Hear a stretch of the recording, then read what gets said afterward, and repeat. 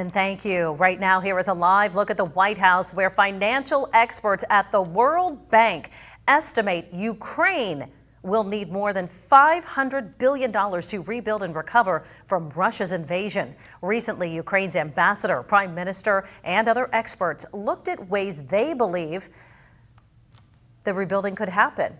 Tonight, our Washington, D.C. correspondent Rachel Knapp has that story. Ukraine's Innovation Day event in Washington, D.C. brings in experts and leaders focusing on Ukraine's recovery and redevelopment. Even dreams about reconstruction with security. Russia's 3-year invasion in Ukraine has had a human, infrastructure, and economic cost on Ukraine.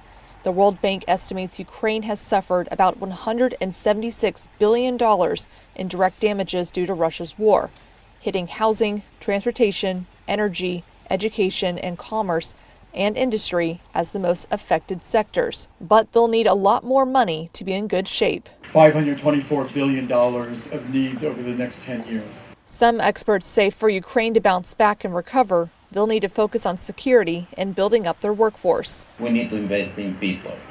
We need to invest in their capacity to rebuild, to innovate their country. Country finance leaders say investments should be made in places like agriculture, tech, and military industries. Others say part of the reconstruction efforts should focus on creating environments to support people to return to the country, like creating housing to attract workers. 70% of firms indicate that the shortage of labor is the #1 issue constraint for them, even above security. But to drive up the private sector, they still have a long way to go. Looking at policy reforms that increase competitiveness, that increase some of the transparency issues.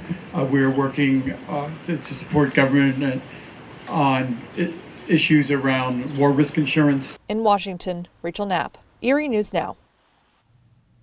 Rachel, thanks. And financial experts we heard from say Ukraine is likely to rely on funding from allies to help support their recovery efforts, but they did not talk about the implications on Ukraine if the U.S. were to back away from aiding the recovery efforts. The U.S. has been one of the largest sources of help for the security and stability of recovery needs. Still, the